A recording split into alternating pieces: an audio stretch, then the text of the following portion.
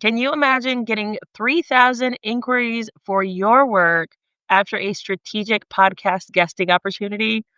That's what happened to today's guest. Robin is so much fun to talk with.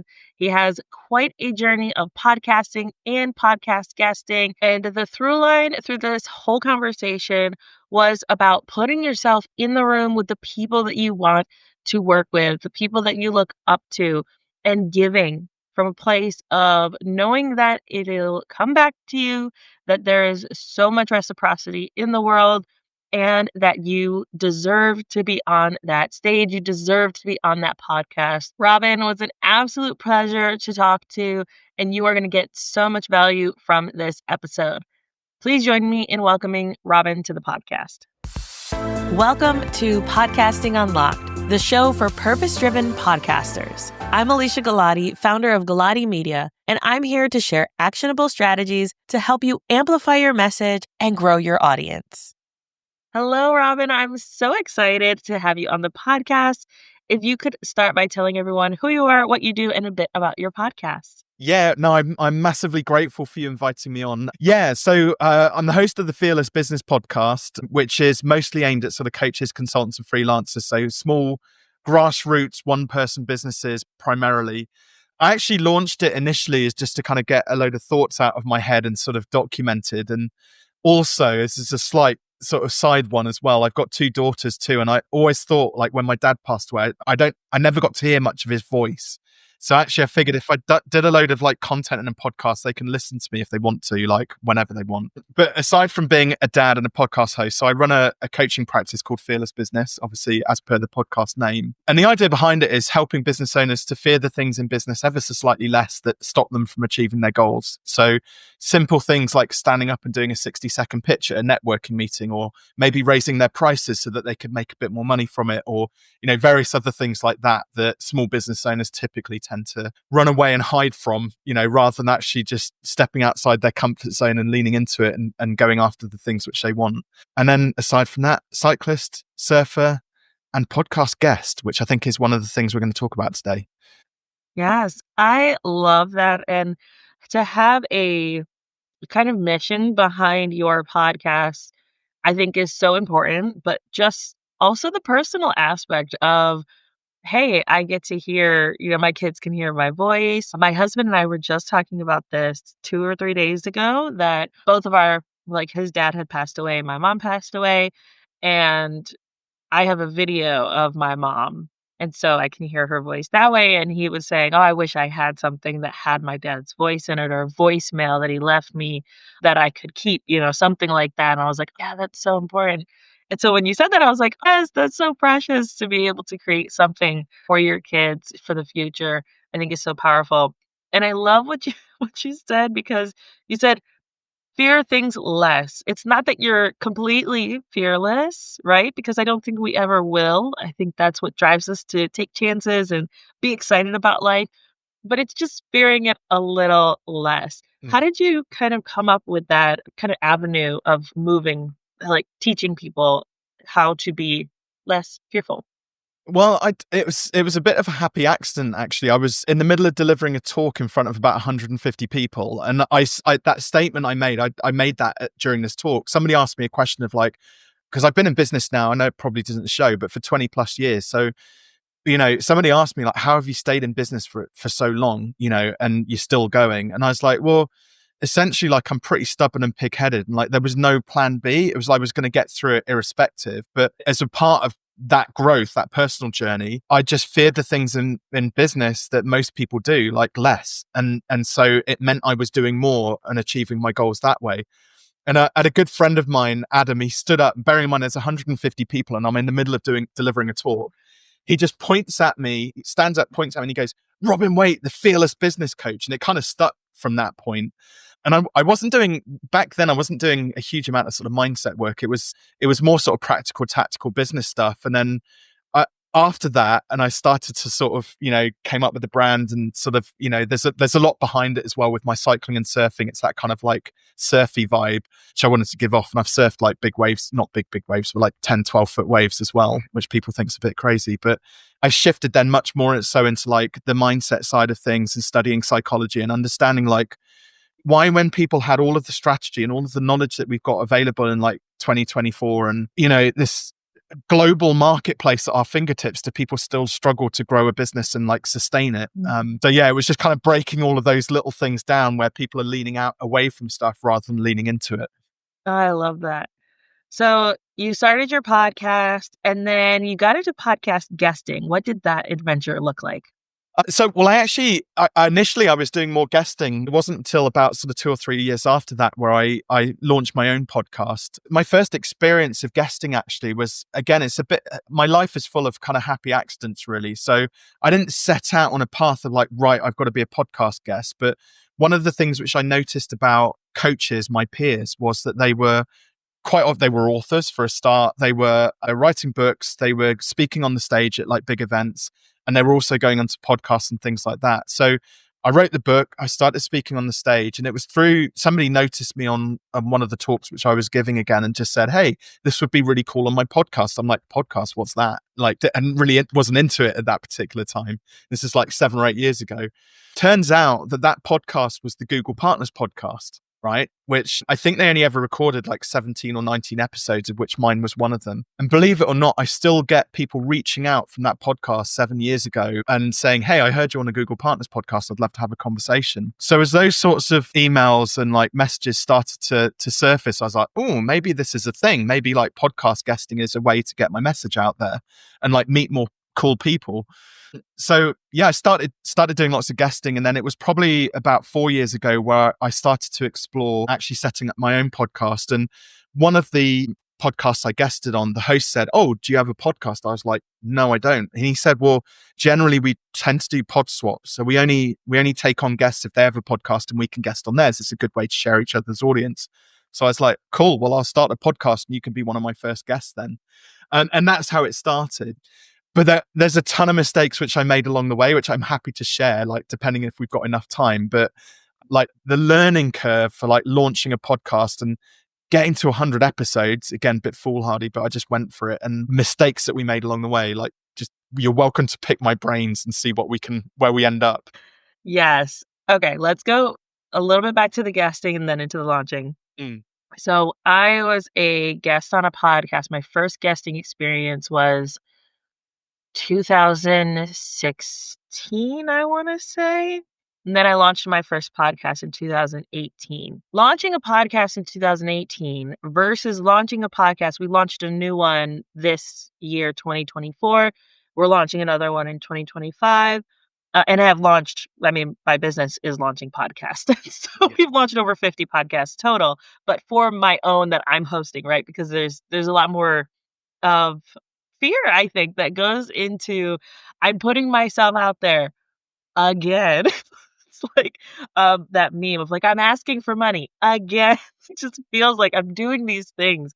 Launching that first one in 2018 was so much more difficult than it was. And I think the barrier to entry was a lot more difficult than it is now to launch a podcast. But there's a lot of, and this is one thing that when I started this business, I really pushed against was a lot of the gurus saying, launch a podcast in 30 days, launch a podcast in 2 weeks. And I was like, actually, let's make it 2 months. Let's be really strategic. I have a marketing background. Let's do market research. Let's see if it actually is a viable idea or if you need to do a limited series. What is your capacity? Like, really dig into a lot of those perspectives, which I think has set me up for a lot more success with launching new podcasts. But what did that beginning kind of look like for you? So launching it really for me, again, I didn't put a lot of planning or thought into it. I'll be very honest. I met some really interesting people and I thought, yeah, they'd make great guests. So we started off doing guest interviews primarily. And this is where probably my first mistake came in. So I tried to kind of bring the fearless thing into it, like asking them about what their fearless business journey looked like and the things which they had feared in business and how did they overcome it. But I realized that probably out of those first, and not even the first 10 episodes, you're probably talking like 50 or 60 guest interviews I did. I probably only spoke about like 5% of the time. So, like, what you're doing here is really smart because it's conversation. It means you're bringing yourself in as the expert around podcasting with your thoughts and things like that into it as well. As you know, whereas with me, it was like 95% of the time the guest was speaking, and I'd jump in with like, "Oh, tell me more about that," and then I'd shut up again for another 5 minutes. So yeah, it was a big mistake because one of my good friends actually tuned into the podcast, and his exact words were, "I tuned in to hear from you, Robin, and then I just got this random person on the podcast like talking at me for 40 minutes." I was like, "Yeah, damn, that kind of like that's so true." You must get this as well, like all the time when there are people on you just can't shut them up. It's so true though. And that is one thing that I'm really pushing a lot of our clients, a lot of people, and like people who are listening on this podcast. If you're looking to grow your business with your podcast, you need solo episodes. You Mm. have to be able to show up and drop like, "This is what I do. Here's how I work." Because someone might come from your audience and they're here to hear you, right? Which is great, and I wanna highlight you, and I wanna showcase you, and I'm going to do that, and I still want them to be like, "Wait, who is this Alicia chick? What is her deal? What is wow, she sounds like she knows a lot about this. Let me go back and listen to more." I think that really helps to be able to still have really great, insightful conversations, deliver value to my audience, but then also be able to show up as an expert. Mm. And solo episodes or being able to kind of navigate the conversations in this way, I think is a really good strategy, especially if you are using your podcast to generate business. Now, if you have a podcast about golfing, right? Like, unless you're trying to be the golf expert, you're just trying to have fun, then it might not make sense. But if you're using it to generate business, please follow this strategy. I promise it works. Yeah, 100%. I think a lot of people are, again, it comes down to like basic fear. Like most people are just too humble. They don't want to be front and center of their own podcast, like shouting about how amazing they are, because certainly for us Brits, we're even more reserved where we just don't like talking about ourselves and making a big deal generally on the whole. But I think as business owners, you have to be your own best advocate. You have to be your first, best and biggest client, right? And cheerleader.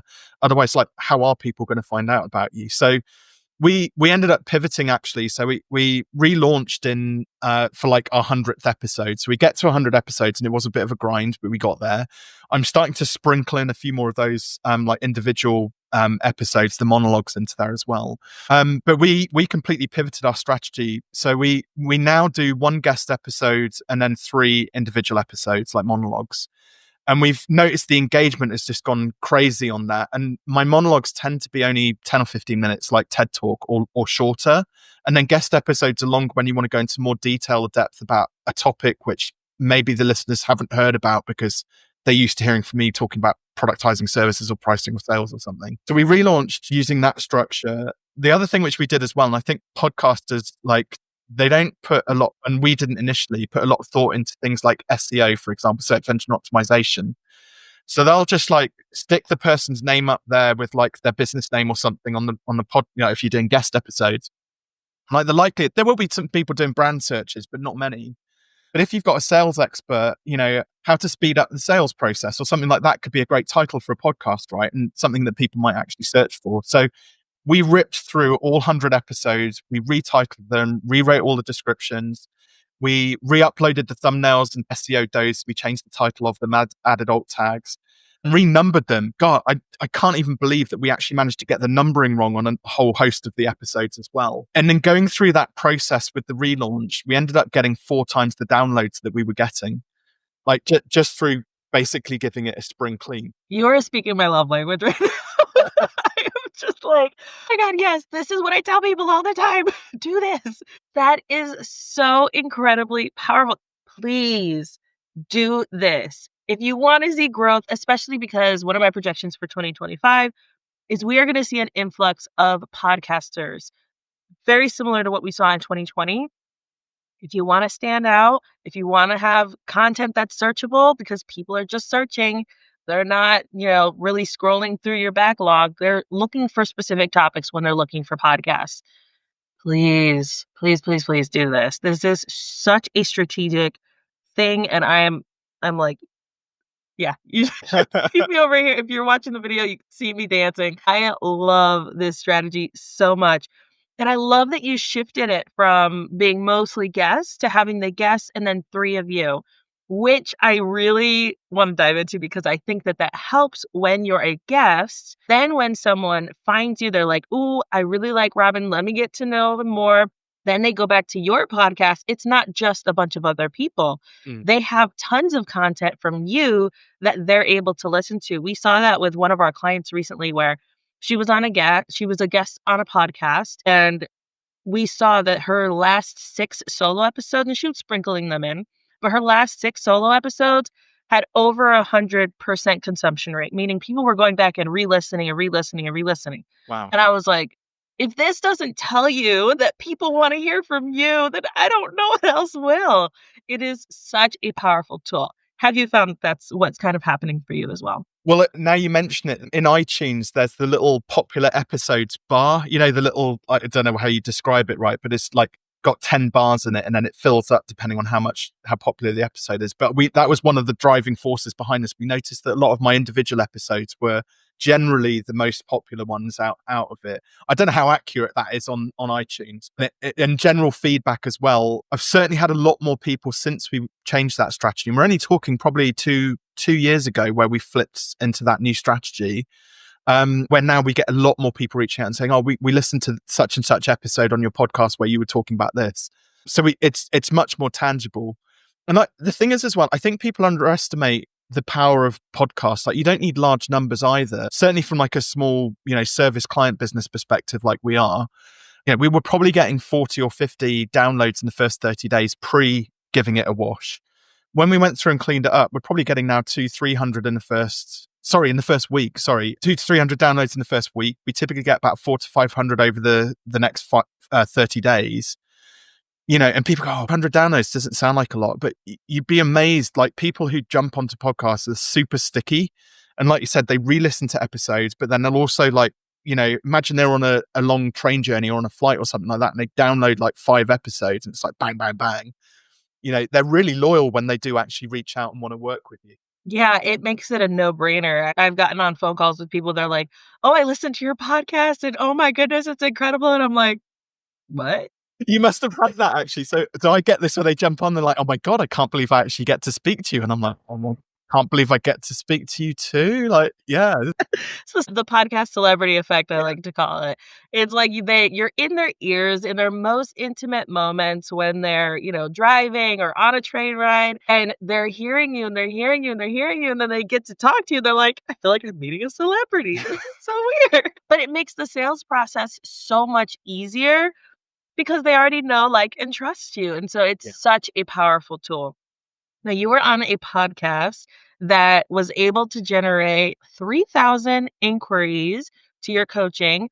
Let's talk about that. What was the podcast? What was the strategy pitching it? And then what was the topic? Yeah. So there's little bit of a backstory to this.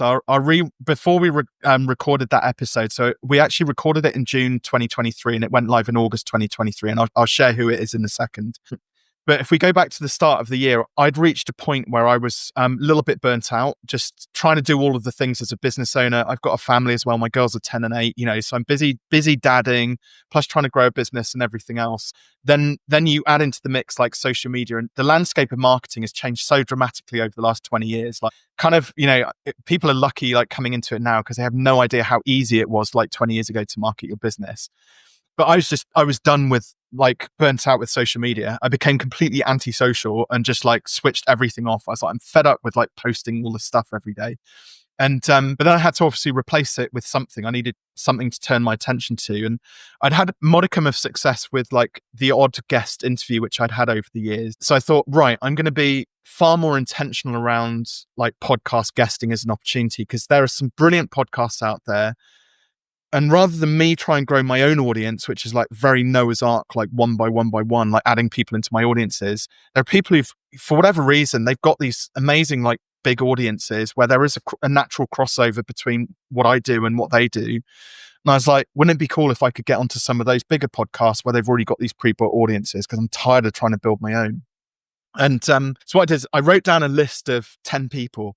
And the 10 people that made it onto the list, they were just fun, down to earth people that I followed. I really vibed off their values and their mission and what they were all about. I loved their content. They were just really fun, cool people to hang out with. So people like Chris Do, I don't know if you're familiar with him. He has a channel called The Future. He's got 2.4 million subscribers on YouTube. I thought he's pretty cool. Ali Abdaal, he's got 6 million subscribers now on his YouTube channel. He's pretty cool. I like his stuff. And I just happened to know him as well. That was quite handy. Daniel Priestley. So it's Colin and Samir. So there's all these really cool people on my list. And then I was like, right, if I sit in my little studio in the Cotswolds in England, I'm not ever going to get any, meet these people, and they're not going to feel my energy and see if we can actually discuss doing something together. So I was like, I have to put myself in the room with these people. So I started going to their events, supporting all of their content online and offline. And I just showed up and was probably made a bit of a nuisance of myself. I'm not going to lie. I just wanted to be helpful. So the one which I'm talking about, the 3,000 inquiries, that was with Ali Abdaal on Deep Dive. And again, I nearly didn't put myself forward for it, right? Because his first guest was a guy called Ben Francis, who founded Gymshark, which is a multi-billion-dollar company now. And I was like, who am I? Fearless business coach, imagine that. Who am I to be on Deep Dive? Ben Francis, Gymshark guy, right? Is on there. Anyway, eventually I got over myself and I was like, no, come on, Fearless, right? Just get the head down. We can do this. And I just started volunteering to do coaching with Ali's team, because he was building a team of freelancers and things like that. And I just thought, no, they're cool people. I work for free. I'll just help them out. And then one day, Joe, I delivered a coaching session to him. This is literally start of June. And I said, and Joe got to the end of it and he's like, Robin, I have to pay you some money. I have to do something to say thank you. This has been so amazing. And I said, no, I don't want anything, just happy to help out. You cool guys. And he said, no, I have to do something. What do you want? What can I do for you? And so I said, well, listen, I know Ali's recording his podcast over the next couple of weeks. So Ali batches his recordings. Really smart move, right? If you're a podcaster, batch recordings. So he does a season of 12 episodes, and he was going to record 2 seasons before he went abroad. And I said, look, Joe, just put me on the subs bench. If one of Ali's guests can't make it because they're flying in from all over the place, just put me on the subs bench. I'll get on a train, come down to London, I'll record. And he said, yeah, I can do that for you, Rob. No trouble. Right. It's that easy. And he went, yeah, well, I'm dating Amber, who's his podcast booker. Amazing. Okay, cool. And they're still not thinking I was going to get on there but sure enough, 48 hours later, phone rings. Rob, we've had somebody drop out. Can you come down on Tuesday? We need to record. Yes, absolutely. And then I'm put the phone down. I'm like, oh, shoot. I had 2 other podcasts to guest on, a client to coach. I had school drop off and pick up to organize. And my wife's away working as well. So I'm like, darling, we've got to rehash this because I'm going down to London. What, for a podcast? Yeah. Anyway, so we record. Don't really think much of it. Ali and I agreed that we were going to both sign 15 copies of my book and give that as a gift at the end of the podcast, as a prize. And so the podcast goes live on August the 4th last year. 15 books had gone within 5 minutes of the episode launching on YouTube. And then just the inquiries just kept on coming. I think in the first 2 months, I think I shipped 800 physical copies of the book. We generated, I think it was 1,500 leads overall over the first 3 months. Now it's grown over the last year to over 3,000. But do you know what was really interesting? Was because I've been why did that work so well? What did I do that was different, to other podcasts? And what happened is I'd gone down early. We'd had lunch together. I'd had lunch with the team, and one of the guys knew that my specialty is pricing and money mindset. So he said, "Oh, Rob, I've got a pricing question. Could you help me with it?" And I said, "Well, just let me coach you. It's just easier." So I coached him, and then 5 minutes before we sat down to record, Ali said, "Oh, that thing you did with Saf, could you do that with me? Can we do that on the podcast?" So we ended up doing 2 pretend role plays around business ideas that Ali had. So we're 2 hours into recording, and then Ali goes, "Oh shit, Rob, it's deep dive. I'm supposed to be asking you questions about you." Right. So we hadn't done the traditional, so tell me about yourself and tell your story and all this sort of stuff. So just that going deep and on 2 different business ideas and focusing on just value, really connected and resonated with Ali's audience, because they're a lot of startup business owners, side hustle people, want to step out of paid work and, have the freedom to run a business, start a business up. And it's just incredible. And I'm still blown away. Even every day, I'm still getting messages from people saying they watched that episode, requesting a copy of the book. And so it kind of continues. And then And then there's like the bonus stuff which comes after that, which you must experience as well, is like you get invited onto other podcasts. It kind of snowballs, and then I've had like half a dozen online sort of business, I don't know what you call them, journals, reach out and say, can we do written interviews? And it just escalates from there. It really does. And one thing that I think is the through line of all of this is the giving and the reciprocity, and like what goes around comes around. Like it's good things are going to come around. I'm giving value. And then also being able to showcase your expertise in such a tangible way, Hmm. I think really made a difference for that interview for you, instead of just being like, well, what's your journey? Right. Because, yeah, they could get to know you, but they got to know what it would be like to work with you, which is so much more powerful than like, hey, this is what I do. This is a bit about me. Because I think we keep a lot of, like you said, that humility, that like keeping things down of, no, I am great. I can do all these things. And yeah, it's like off the top of my head, let's go through this. Let me coach you. That is really a way that you can showcase how it is to work with you, where people can put themselves in the shoes of the person being coached and say, I have that problem too. Hmm. I need his help. No one else will do. And so then they get on the phone with you, you're like, no, just here's my credit card. I need to work with you because I know that you're the one that's going to be able to help me. You're going to be able to coach me through this problem that I'm having because I saw you do it with someone else. Yeah. Well, and the other thing, so I learned from that, and I pulled that into my own podcast as well. So when we have guest episodes, we don't start with this, so tell me your story piece. We're like, right, let's get straight in with the value. Let's get whatever your 5-step thing or 9-step, whatever process out of you. And then we'll ask you a few questions about you afterwards, in case anybody's still listening at that point. And again, that's what we get a lot of feedback on, is the fact that we just dive in and just rip the guts out of the value, and with the guest, like really unpack stuff. But yeah, and I haven't one of the nice things is that the same process which I use around sort of those partnerships that we created with Ali, and there's other podcasters as well which I've managed to create, not to that same degree of success necessarily, but I do email partnerships with people based on that same process now. I've got my dream speaking gig coming up in June, which is in front of 1,500 people at one of the biggest marketing conferences in the UK. It's using this same process of like, be intentional, pick the person who you want to work with, like, because they're fun and you get on with them. Show up and add value, like physically in their world. Make sure that you're also, like, I call it the silver platter. Like, if you can't help them directly, we'll give them somebody else who can help add value to their lives, right? So even with Ali, I'm trying to bring Ali and Chris Do together, because you've got 6 million subscribers and 2.4 million subscribers. And if they can't create something great on a YouTube channel or, a video or a podcast, like, then nobody can. And quite frankly, selfishly, I'd like to see what that conversation looks like as a fly on the wall, But it would be great to have and then they're sat there going, well, how did we end up coming together? And they'll be like, oh, it's that Robin guy who introduced us. So there's ways to engineer these partnerships if you're intentional. And it's been so much fun. And I have one sort of thing which I think I have to like massively emphasize as a part of this journey as well. It was really hard. In those first 6 months last year, I only enrolled 3 clients into my coaching practice. And most people would look at that and go, oh, the fearless business coach, what a failure, only like recruiting 3 clients. Well, the truth is they could attribute it to the fact I stopped doing social media. It was because I was like starting again, like rebuilding like what my marketing strategy was going to look like. And so it wound down other stuff. I did have 29 prospective clients. And so 26 of them just weren't best fit for Fearless. And I think that's quite important as well to emphasize. It's not just about people signing up, but there were points during those even up to the recording before it went out 8 months, where I was like really doubting whether I'd made the right decision or not. And again, I don't know whether it was just a bit of stupidity, stubbornness, like, oh, possibly just being like fiercely determined. I was like, this is going to work, like, no matter what. And I had to stick by it, irrespective of like what results I was getting in the short term. And I think this is possibly what makes the determined success how you will. But the successful entrepreneurs who stay in business for a long time stand out from those that don't. You only have to look at podcast averages. You probably know better the statistics on this. Like, what's the average podcast? 7 episodes or something. Yeah, it is not a lot. I think 90%, 90 something percent stop at 25, and it's about 80% that stop at 10.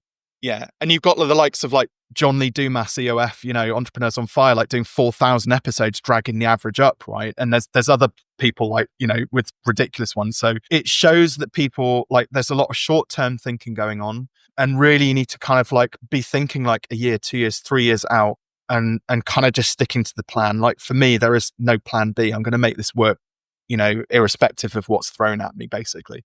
Which is such a powerful way to approach entrepreneurship and anything really. I think that it's what allows us to keep in business is that determination that this is going to work. It has to work. There are no and or buts about it. It's going to work. Yeah. So I think that that's such a powerful thing. Robin, before we go, what is one thing that you want our audience to know or to remember when it comes to making the most of a podcast guest episode? So for a very long time in my career, I experienced a lot of imposter syndrome. So my previous business was running a marketing agency doing web design. So I was a geeky like introvert and like wouldn't say boo to goose or speak to somebody. And that kind of pervaded itself a little bit into my coaching practice in the early days. And probably even up to 3 years ago, I didn't necessarily feel like I deserved a spot in the room, with some of the really big influencers, big hitters out there. And again, it's funny what life does to you. So on April the 1st this year, I thought I'll get involved in April Fools this year. And I mocked up a thumbnail of Diary of a CEO with my face on it and the title of what my episode would be, right? So Steve Bartlett's one of the biggest podcasters here in the UK, probably globally, actually.